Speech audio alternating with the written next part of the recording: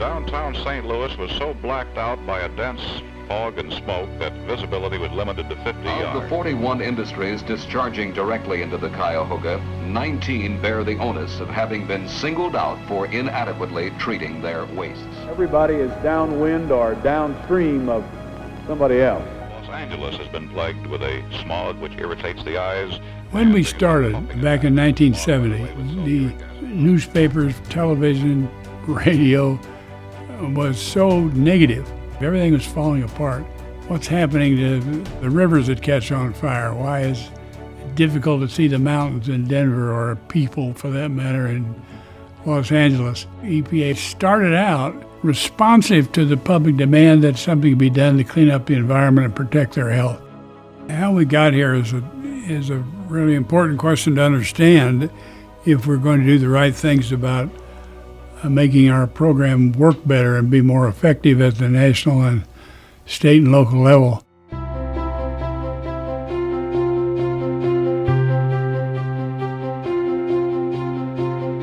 I would like to say at the outset is to congratulate the EPA Alumni Association. I know that Bill Riley, one of my successors as the EPA administrator, is very much involved in what's going on at American University.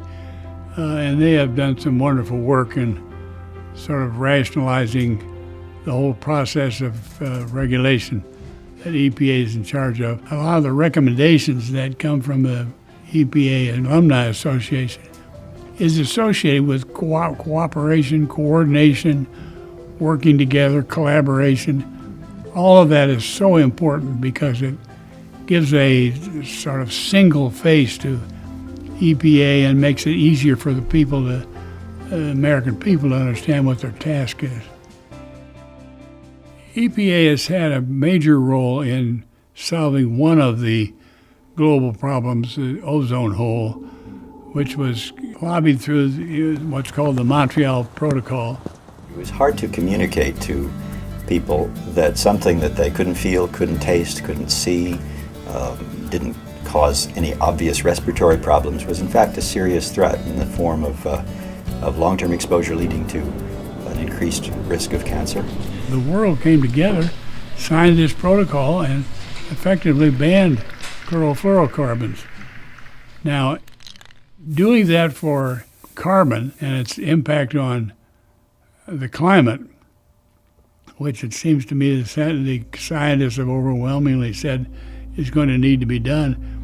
If you don't conclude today that you ought to do something about climate change, that we ought to take serious steps to reduce carbon, to reduce the greenhouse gases so that these problems of fires and storms and the threat to humankind that represents, our failure to do something about it today dooms us in the future. We don't believe today that there's enough of a threat to natural systems. We don't understand how those natural systems contribute to prosperity and economic growth and purposeful life.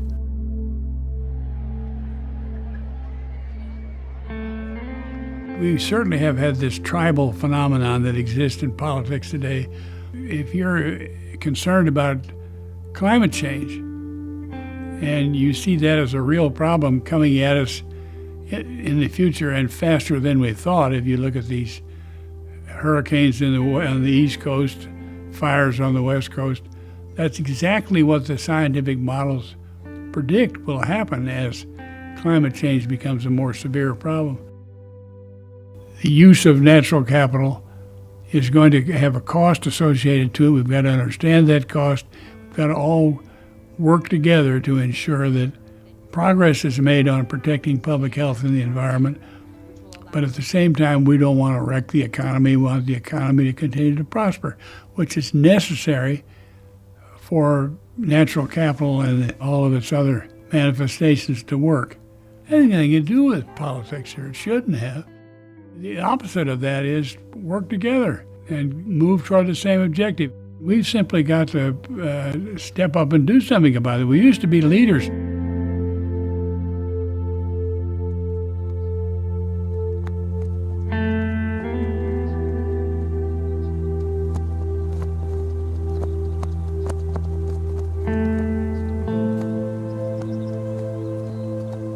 government it shouldn't see itself as the powerful unit telling everybody else what to do.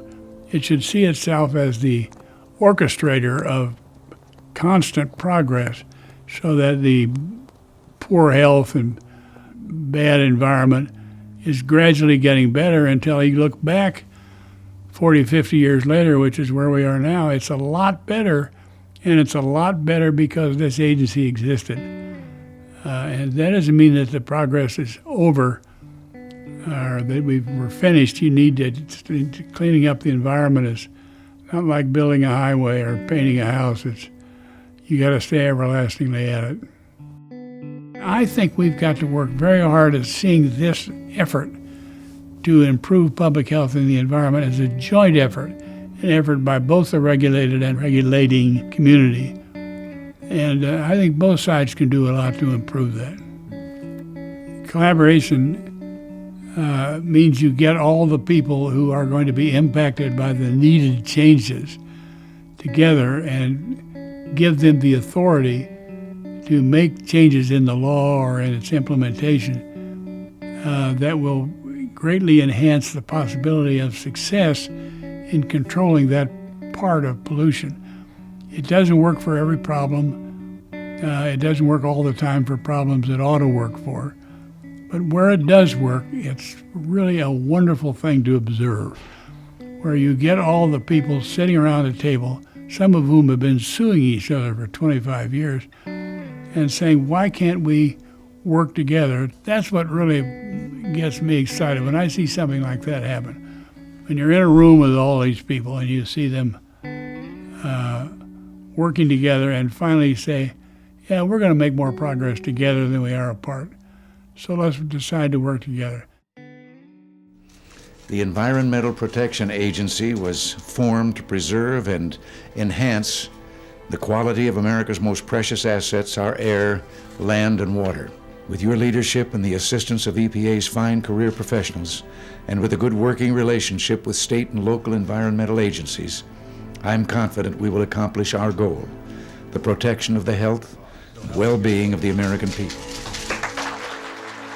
Fundamental structure and assignment of EPA was set in the 1970s.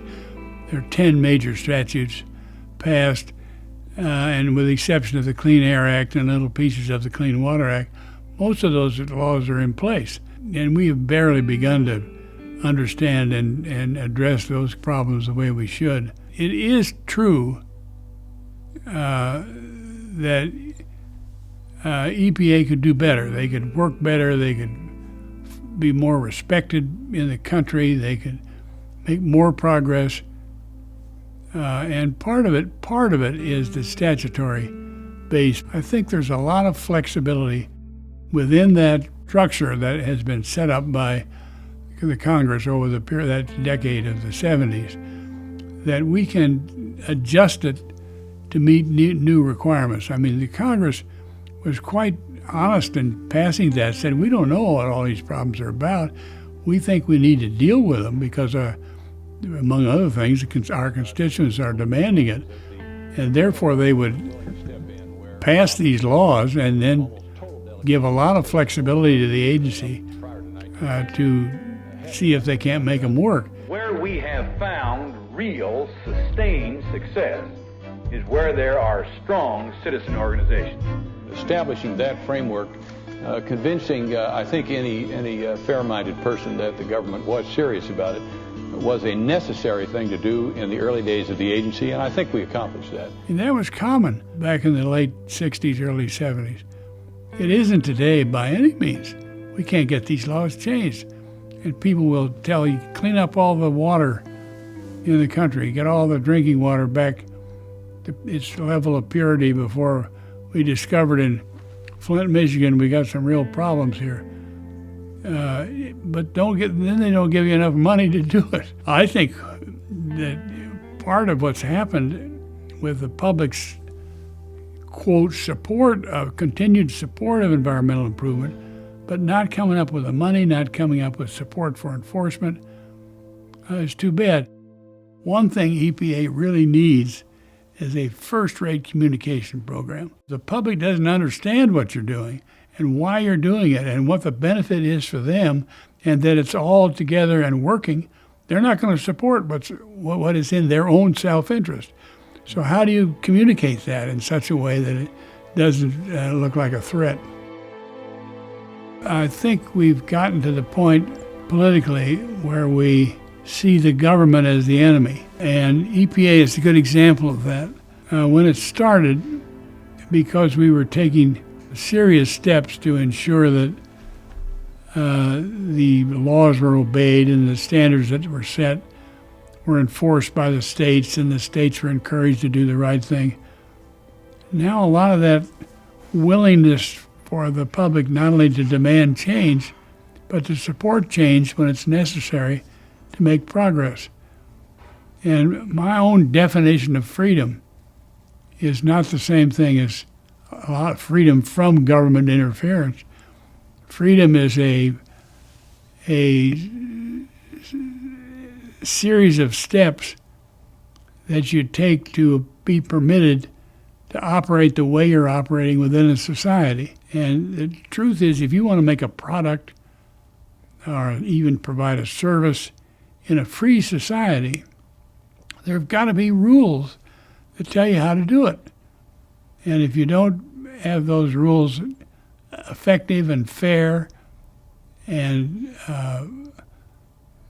that challenge people to do what's necessary in order for objectives to be achieved, then the government might well come in and do dumb things and take away your freedom. People who have managed land in the past, from the beginning of the country when Thomas Jefferson was promoting a rural society with 95% of Americans were farmers, they understood that they needed some kinds of rules if they were going to be successful, along with their neighbors' success, in managing their land.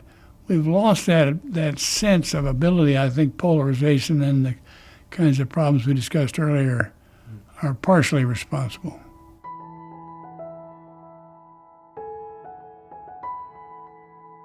We are not going to succeed unless we're trusted, unless people believe that we are honestly trying to assess what the threat is to the environment or to public health.